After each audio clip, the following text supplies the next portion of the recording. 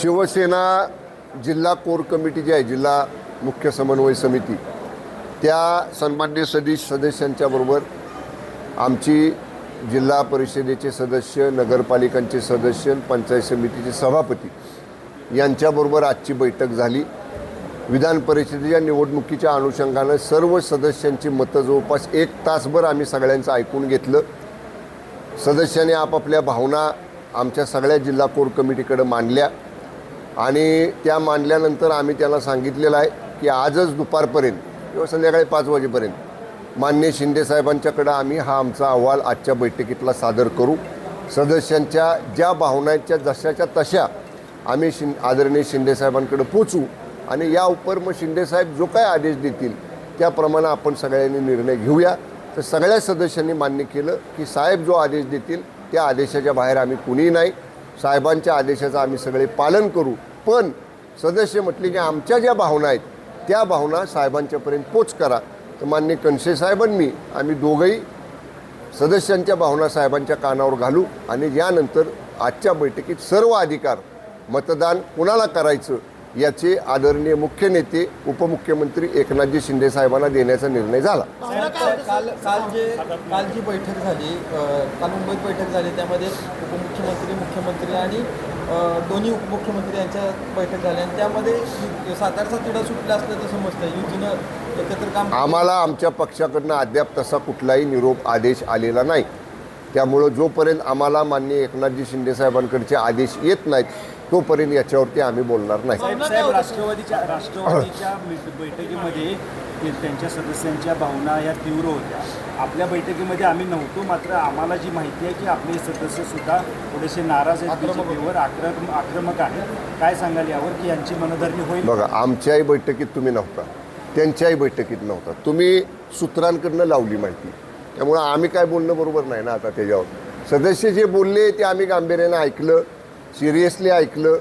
त्यांच्या ज्या बाबी आहेत त्या आम्ही आहे जशाच्या तशा वर पक्षाकडे कळवायचं किंवा माननीय मुख्य नेत्यांच्या निदर्शनाला आणून द्यायचं। आम्ही साहेब ठीक आहे, सदस्यांच्या भावना असतात, सदस्य बोलले आणि आम्ही त्या सगळ्या समजून घेतलेल्या आहेत। मतदानाला काहीच तास राहिले शिल्लक, तास नाही, 2 दिवस अजून, आजचा उद्याचा आणि परवा मतदान आहे। हा निर्णय केव्हापर्यंत होईल? मतदानाच्या आधी होईल। हां, मुख्यमंत्री महोदयांची तुम्ही भेट घेतली होती, आम्हा असतील तुम्ही असं या संदर्भात? या संदर्भामध्ये मी सांगलीतल्या तानाजीराव पाटील जे आमचे शिवसेनेचे नेते आहेत त्यांनी जो अर्ज विधान परिषदेला भरलेला होता आमच्या पक्षाचे बंडखोर म्हणून, त्यांचा अर्ज आदरणीय शिंदे साहेबांच्या आणि आदरणीय मुख्यमंत्र्यांच्या विनंतीवरून त्यांनी मागं घेतला। त्याच्यासाठी त्यांना शिंदे साहेबांना भेटायला आणि फडणवीस साहेबांना भेटायला मी मुंबईला घेऊन गेलेलो होतो। त्यावेळी माझी माननीय मुख्यमंत्री महोदयांची भेट झाली। साहेब, तुम्ही जेव्हा चर्येला आला होता तेव्हा असं म्हटलं होतं की येऊ नको तर कोणत्या गाडीत बसू अशी परिस्थिती आहे, मात्र याच्यावर नवनाथ बंजे आहेत प्रवक्ते भाजपचे, ते असे म्हटले की तुम्हाला कोणत्या गाडीत बसायचं हे कळत नसेल तर आपण एकनाथ शिंदेंना भेटा, ते सांगतील। काय मत आहे? नितेश राणे सुद्धा म्हणले की ती योग्य गाडी नाही। हे बघा, नवनाथ बन खूप मोठे प्रवक्ते आहेत, नव्यानं झालेले, त्यांचा अनुभव त्यांचा अनुभव खूप प्रदीर्घ आहे। त्यामुळं अशा प्रदीर्घ अनुभव असणाऱ्या प्रवक्त्यांच्याबद्दल आमच्यासारख्या छोट्या माणसांनी वक्तव्य करणं योग्य नाही। ते खूप मोठे आहेत, त्यांच्याबद्दल आम्ही बोलणं योग्य नाही। साहेब, सातारमध्ये शिवसेनेची जी भूमिका असेल तसेच सांगलीची जी शिवसेना आहे त्यांची भूमिका वेगळी असणार का? तिथली बैठक वेगळी? नाही, या बाबतीतला निर्णय सांगलीच्या बैठकीला या ठिकाणी माननीय सुहास बाबर आमदार साहेबांना पूर्ण अधिकार दिलेले आहेत। माननीय सुहास बाबर साहेबांनी सगळ्या सदस्यांची बैठक घेतलेली आहे। माननीय मुख्य नेत्यांचा जो आदेश येईल त्याचं पालन जसं साताऱ्यात 100% होईल तसं शिवसेनेच्या बाबतीत सांगलीमध्ये सुद्धा 100% होईल। साहेब, आपल्या मनधरणीसाठी भाजपचे नेते या 2 दिवसात आले होते का किंवा आपल्याला संपर्क? भाजपकडून कुणीही मला व्यक्तिगत संपर्क साधलेला नाही। साहेब, पंढरपूरमध्ये जे रोहित पवारांचं आंदोलन चालू होतं अंधाध्यात, ते आंदोलन संपल्यानंतर भाजपच्या किसान मोर्चाकडून चंद्रभागा नदीचं पाणी आणि गोमूत्र शिंपडून त्या आंदोलनाच्या स्थळाचं शुद्धीकरण केलेलं आहे। भाजपला विचारा ना तुम्ही, त्यांनी केले, आम्हाला कसं विचारताय? ज्यांनी केले त्यांना विचारा ना। या बैठकीचा एकंदरीत सार काय? या बैठकीतला एकंदरीत सार माननीय मुख्य नेते आणि उपमुख्यमंत्री शिंदे साहेबांच्या आदेशाचं 100% पालन करणं, ते जसं मतदान करायला सांगतील त्याप्रमाणे एकही मत बाजूला न जाता सगळं मतदान शिवसेनेचं करणं हाच आजच्या बैठकीतला निर्णय. साहेब, जिल्हा परिषद निवडणुकीमध्ये जो राडा झाला होता आणि त्यानंतर त्यावेळेस आपण म्हणत होते की त्यांनी सुरुवात केली, आम्ही शेवट करू. तर हा शेवट आपल्याकडून आता इतक्या लवकर शेवट होत नसतो. जरा दम धरा, दमानं घ्या जरा. साहेब, जिल्हा परिषदेच्या राड्यात जे मला जखम झाली, तुमचं रक्त निघालं आणि मुख्यमंत्र्यांना धक्काबुक्की झाली, याचा विसर अद्यापही सदस्यांना झालेला नाही. तुम्ही जरी आदेश दिले महायुतीचं काम करायचं, सदस्य काम करतील का असं वाटतं? 100% शिवसेनेचे सगळे सदस्य पक्षाच्या आदेशाच्या बाहेर नाही. शिवसेना, वंदनीय हिंदुहृदय सम्राट शिवसेना प्रमुख स्वर्गीय बाळासाहेब ठाकरे साहेब, धर्मवीर आनंद दिघे साहेब यांच्या शिस्तबद्ध विचारानं चालणारा पक्ष आहे. पक्षाचं नेतृत्व करणारे मुख्य नेते पक्षाचे आणि उपमुख्यमंत्री आदरणीय शिंदे साहेबांचं पालन करणारी शिवसेना आहे. आदेशानं चालणारा पक्ष आहे, आदेशानं चालणारे आमचे सदस्य आहेत. जो आदेश शिंदे साहेबांचा येईल त्याचं तंतोतंत पालन सगळे सदस्य करतील आणि तसं वचन सगळ्या सदस्यांनी आजच्या बैठकीमध्ये दिलेलं आहे. साहेब, संजय राऊतांनी असं म्हटलं की पैसे देऊ पडतायत त्यांना शिवड्यानं मारायला पाहिजे, त्यांची लायकी नाही. असं कुणाला उद्देशून ते म्हणलेत? संजय राऊतांना कसं आहे बरं का, कोल्ह्याला द्राक्ष आंबट, सगळंच त्यांना असं वाटतं की ते म्हणतील ते खरं. कुणी पक्ष देऊन, कुणी पैसे देऊन फोडलं, कुणी लालूच देऊन फोडणं, कुणी ईडी लावून फोडलं, कुणी CBI लावून फोडलं, काय त्यांच्या मनाला वाटेल ते संजय राऊत बोलत असतात. मला तर आता असं वाटतंय ना की संजय राऊत दिवसेंदिवस तथ्यहीन, म्हणजे ज्या बोलण्याला अर्थ नाही, तथ्यहीन, अर्थहीन अशा पद्धतीचं दिवसेंदिवस वक्तव्य संजय राऊतांचं चालू झालेलं आहे. आणि त्याच्यामुळं कालांतराने तुमचे बूम घेऊन सकाळी 10ला त्यांच्या दारात जाणारे सुद्धा प्रतिनिधी हळूहळू त्यांच्या अशा वक्तव्यामुळं कमी झालेले दिसतील.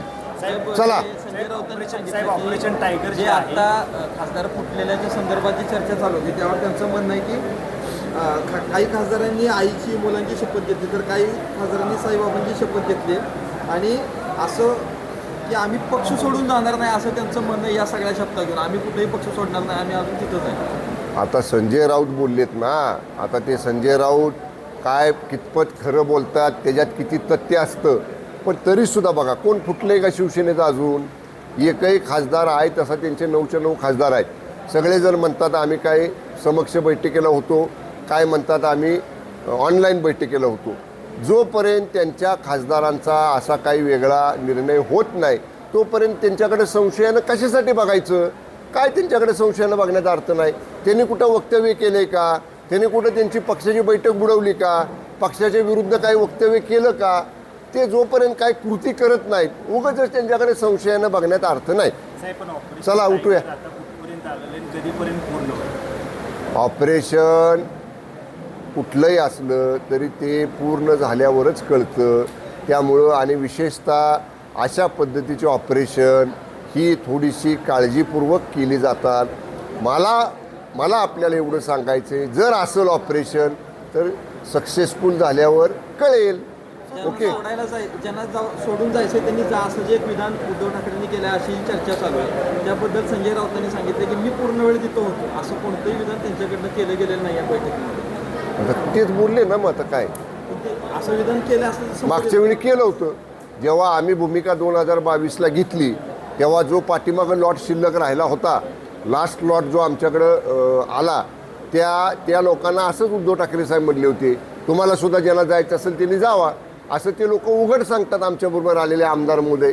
त्यामुळं कदाचित जुना अनुभव पाहता बोलणे असण्याची शक्यता नाकारता येत नाही. साहेब, ही निवडणूक चुरशीची आहे आणि कुठली? शिवसेनेची भूमिका महत्त्वाची ठरणार आहे आणि आपण सांगता की 2 दिवसात निर्णय होईल. म्हणजे भाजपला गॅसवर ठेवण्याचं किंवा त्यांना टेन्शन देण्याचं काम शिवसेनेकडून होत मी आहे. 2 दिवसात होईल असं म्हटलं नाही. मी काय म्हटलं, मतदानापूर्वी होईल, आजही होईल, दुपारपर्यंत, संध्याकाळपर्यंत होईल, कधी होईल, जेव्हा शिंदे साहेबांचा आदेश येईल, झाला निर्णय आमचा. तोपर्यंत भाजप गॅसवर राहणार का? अहो, भाजप आता बहुमताच्या जवळ आहे, त्यामुळं काय त्याला गॅसवर राहायची गरज आहे? असं काही नाही. तुम्ही विनाकारण आमच्यात कसं आहे, भाजपमध्ये महायुतीमध्ये आम्ही एकत्र आहोत, त्यामुळं शेवटी कसं आहे, कोण गॅसवर कोण नाही गॅसवर असा विषय नाही. शिवसेनेच्या मतांचा निर्णय साहेब घेतील मुंबईमध्ये, ते घेतील, तो तसाच्या तसा मतदारापर्यंत आम्ही पोचवू आणि तसे ते तसं मतदान आमचे मतदान करतील. साहेब तुम्ही म्हटला भाजप बहुमताच्या जवळ आहे असं ते म्हणतायत ना, ते म्हणतात, मात्र पण त्यांच्यावर विश्वास ठेवला पाहिजे. त्यांना धास्ती काय आहे? त्यांच्यावर विश्वास ठेवला पाहिजे. त्यांच्या विरुद्ध जास्त बोलून उपयोग नाही. थोडंसं आम्ही सुद्धा आता काळजीपूर्वक पावलं टाकतोय.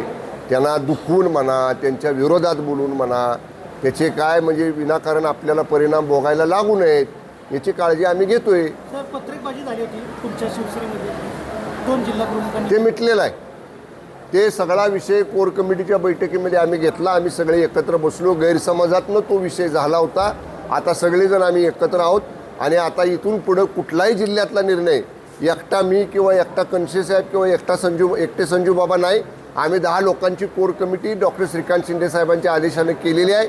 ती कोर कमिटी जिल्ह्यातल्या महत्त्वाच्या विषयावर एकत्र बसून निर्णय घेईल. ओके. नियोजन केलेलं आहे का कोणाच्या शिवसेनेच्या? नाही आवश्यकता. आमच्या सदस्यांना कुठं सहलेले नाही. ते आमचे सदस्य फ्री आहेत. बघा 100% उपस्थिती आहे. एकही गैरहजर नाही. साहेब, कराडच्या महायुतीच्या सभेत आमदार महेश शिंदे उपस्थित होते, मात्र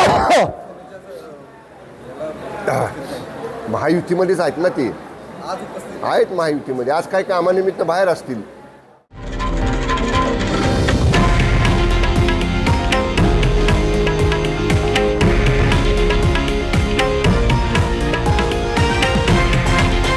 हे आहे देशातील नंबर 1 न्यूज नेटवर्क आणि आपण पाहत आहात TV9 मराठी, एकमेव.